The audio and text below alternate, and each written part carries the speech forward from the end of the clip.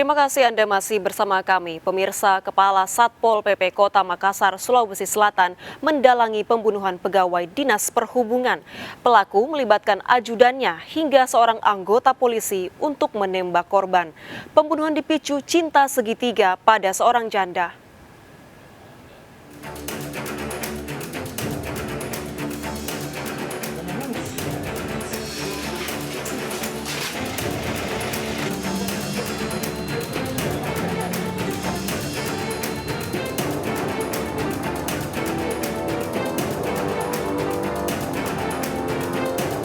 Dalam rekaman CCTV ini, seorang pengendara motor tiba-tiba jatuh di simpang jalan Danau Tanjung Bunga, Tamalate, Kota Makassar.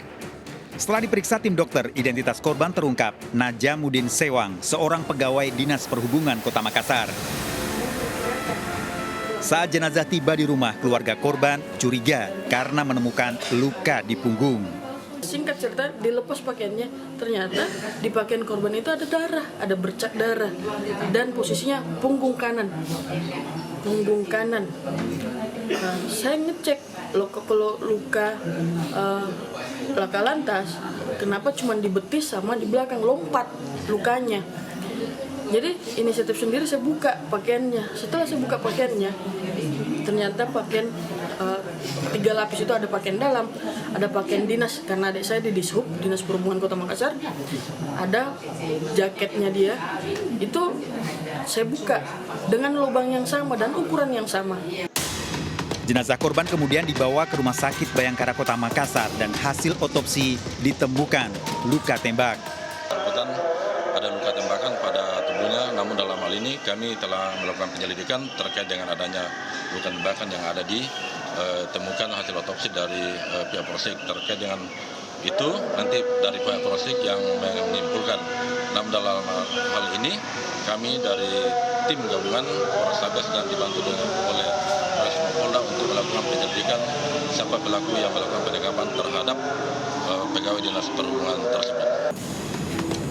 Setelah memeriksa 20 saksi, Kapolres Tabes Makassar, Komisaris Besar Polisi Budi Haryanto memimpin penangkapan pelaku pembunuhan.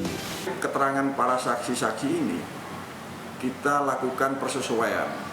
Dan ternyata dalam keterangan saksi didukung dengan bukti petunjuk yang ada, dalam hal ini ada CCTV, kita bisa menyimpulkan ada salah satu saksi yang tahu persis jalannya peristiwa atau perencanaan pembunuhan ini.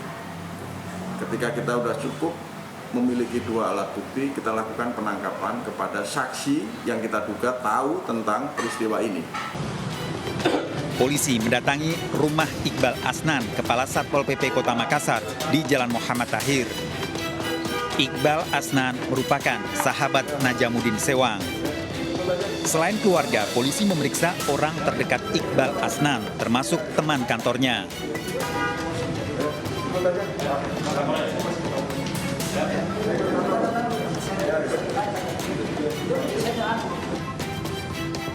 Istri Iqbal Asnan merupakan lurah Pacerakan, tak menyangka suaminya terlibat pembunuhan. Ini Pak Kapolres, Bu. Nggak usah ikut. Nggak apa-apa. Malu lihat orang sendiri. Nggak apa-apa, Bu, ya.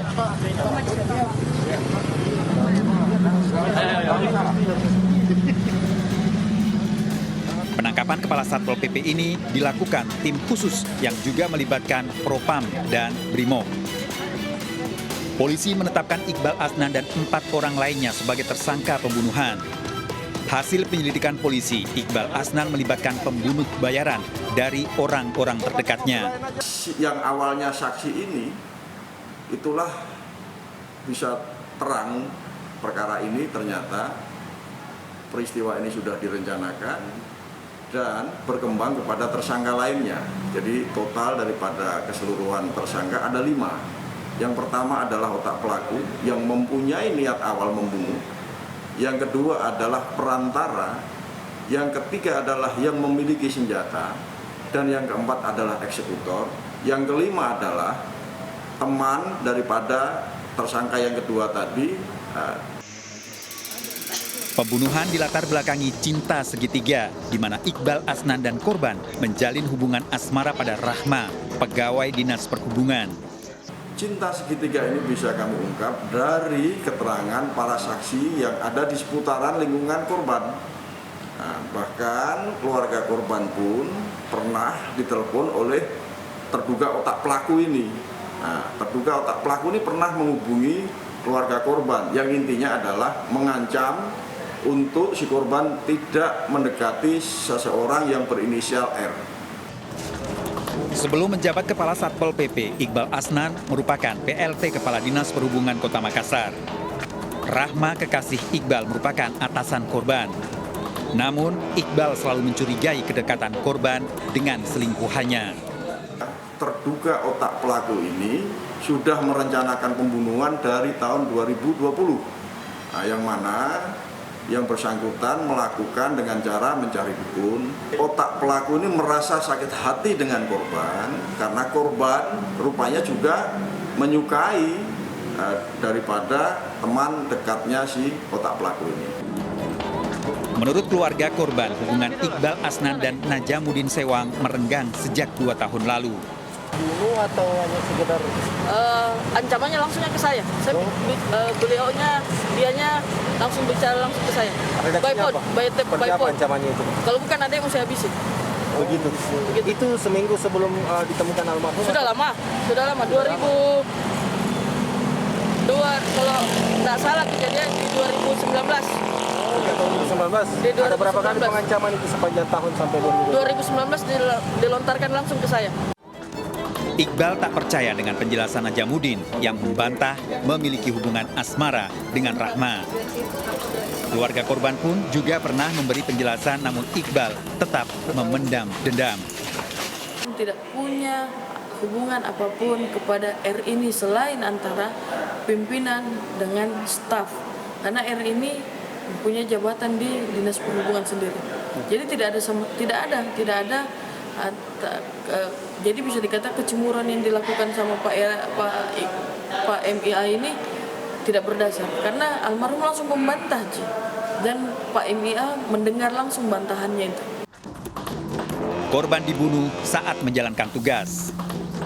1 dari 5 tersangka pembunuhan Najamuddin Sewang, seorang anggota polisi. Polisi eksekutor pembunuhan berasal satu daerah dengan Iqbal.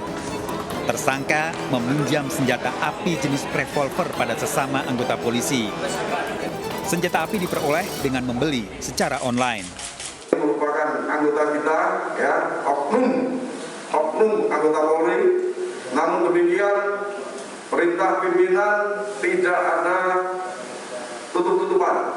Ya, kita sesuaikan dengan peraturan yang ada. Kita akan proses, bahkan akan mendapatkan sanksi yang lebih berat.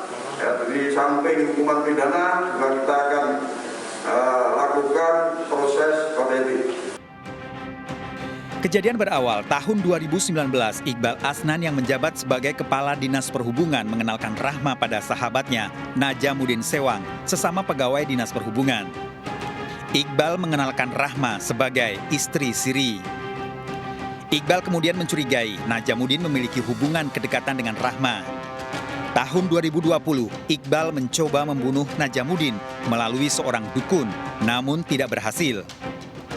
Najamuddin terus merencanakan pembunuhan, apalagi posisinya dipindah sebagai Kepala Satpol PP sejak Desember 2021. Iqbal kemudian melibatkan Asri, ajudannya, temannya, Akamsa, Esel, seorang anggota polisi, serta Sahab. Masing-masing memiliki peran berbeda. Sahab menginformasikan kegiatan Najamuddin. Asri dan Akamsa membuat gambaran situasi di mana ada Najamuddin.